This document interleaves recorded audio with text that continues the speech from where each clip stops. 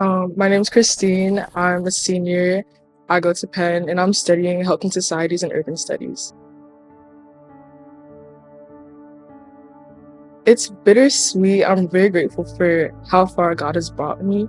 Um, and I'm excited for what He has in store, but I think it's just hitting me like everything that's gone on the past 4 years.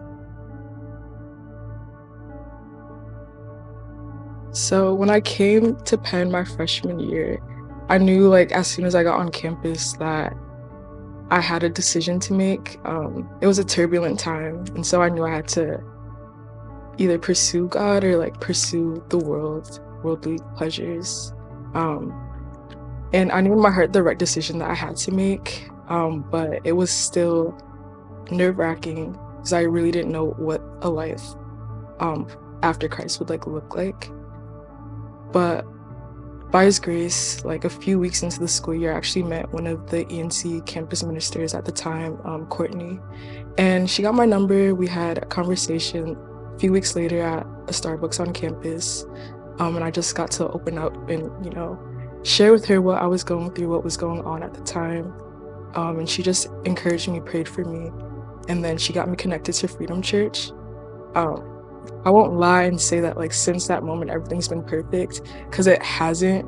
Um, I think freshman year, like the first time I went to a Freedom Church, like God definitely met me in the sense that like the word, the sermon, the worship, everything kind of spoke to the situation that I was going through at that time. But freshman year was really a year where God was pruning me. He was removing things from my life, removing people, removing me from situations that I would always turn to for comfort, and showing me that like He was more than enough for me.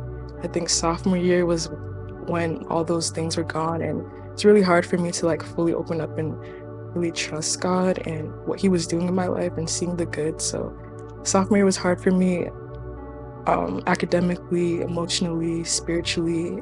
There was a lot going on, but I'm just so grateful for His mercy and ENC just being there as a comfort, being able to go to huddle once a week and being surrounded by godly community to encourage me during that time.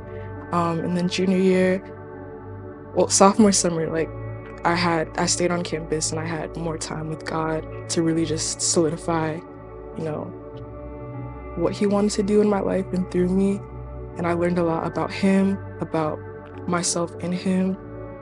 I got to, grow in my faith in ways that I didn't think possible. And then by the time I got to campus junior year, I was ready to go all out for Him, and just throw myself into serving in church and in ENC. And it was that same momentum that carried me now in my senior year. And I'm just so excited to see what He'll do. And I know that the people that He's put in my life, the relationships that I have now, I couldn't see it coming my freshman year, but I'm just so grateful and so thankful that this is where I am today, and I just owe it all to Him.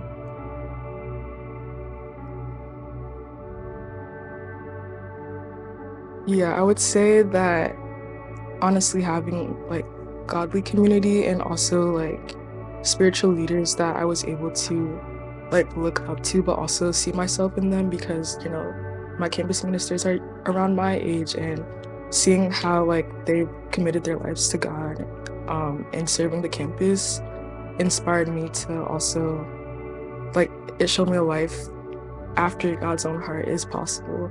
And then also my classmates and the other students at the other universities, seeing how on fire they are for God, and just how they're just like bubbling over with energy to serve God, to talk about Him, to evangelize. Like just having that atmosphere and environment, like it rubs off on you, and it shows you that like you can also do those things too. And it's like when you learn more about the love of God, you can pour that forward and share that.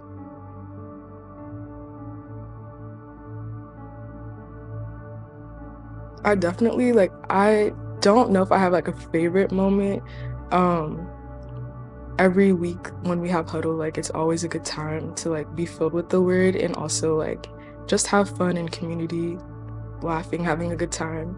But I think like every fall retreat, I've been to 3 since my sophomore year, and they've always been like, I'm going up on another level when I come back home. So sophomore year, the week before, I was just crying like it was just so bad. Then I went to fall retreat, and then I met so many amazing people who were able to like pour into me, and also hearing the word and just what it means to be a woman of God, and that kind of fire like started, and I was able to carry that with me, as I said, throughout sophomore year. And then again, junior year, another fire was planted in me from that fall retreat, and then senior year. So just being able to have those like milestones, I guess, and it's like look back, and when I went to senior fall retreat this past October, seeing how far I've came since sophomore year has just been so encouraging.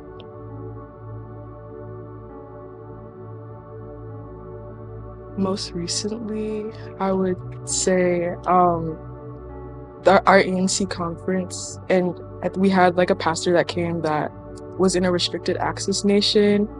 And it's just like a lot of times when we read the Bible, maybe when we're reading Acts, for example, we kind of feel like, man, the early church was on fire. Like, where is that passion now? Like, they were just so excited to wake up every day and to like be in fellowship with one another, but also like go out and evangelize and like bring people to Christ.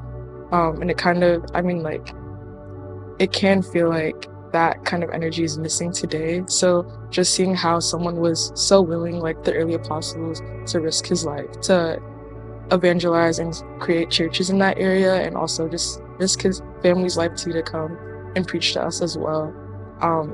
It kind of showed me that like there's no reason for me to be silent about the good things that God is doing in my life.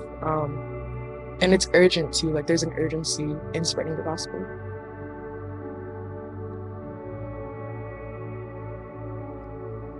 I feel like I would say multiple things, but the first thing, just stop looking around and just look up to God. Because, yeah, I'm sure we can all relate, but I think I was really concerned about like what my classmates were doing, what my friends back home were doing, people that I graduated, like just what was going on, and all my anxiousness and worry that I was carrying kind of stemmed from everything going around in my circumstances, and like not looking up to God. And of course, like, he's all around us, so not necessarily like looking up, but just recognizing his goodness and his faithfulness in every aspect of my life. And also to just being bold enough to trust God's plan for my life, and trust that the people that he brought into my life, he brought them there for a reason and a purpose. And being strong enough to open up to the people that he's placed in your life, because oftentimes, like, when we go through things, it's not necessarily by our own strength that we can come out of them. And that's why, like, he gave us this wonderful community. And also just have a lot of grace for yourself, because college is hard, moving is difficult. It's always going to be a life adjustment, no matter where you're coming from or where you go to school. And I just love verses that talk about like looking at God and reflecting him more and more each day. I think it's Romans 10:17 that talks about that. Just have grace. Like, the person sitting here today is not like, the person sitting here today is not the person that would be sitting here if I was a freshman. And I didn't wake up like this. There are a lot of hard times that I've had to, sit and reflect, and a lot of painful things. When things are taken away, it's not easy. So just have grace in the growing process, but also keep your eyes focused on God.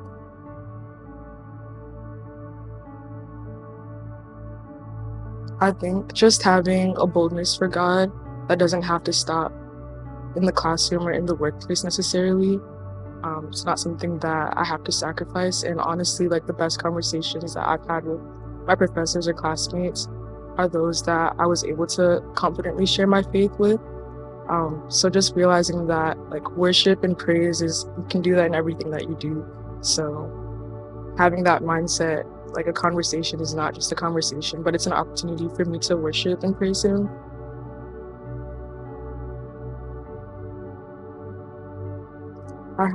I pray that he honestly brings more people to him, and that he would break the strongholds of whatever prestige or mindset that people come into the school with. I pray that he would break that and use ENC to be a catalyst for change. Everyone that's in ENC, I pray that he would just empower us to be able to go into the classrooms and have these conversations, because like we talk about it all the time. Like our classmates are hurting, our classmates are suffering, and they're confused as to like which way to go and how to like use their pain. And everyone, like, they tend to take different paths on that, and we know like the truth, so why are we keeping it to ourselves? So I just pray that, yeah, I pray that our classmates would be reached in extraordinary ways.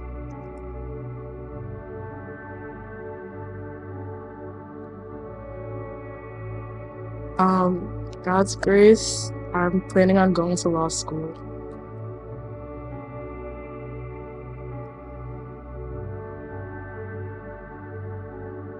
To my campus ministers, I'm just so grateful for your lives every single day.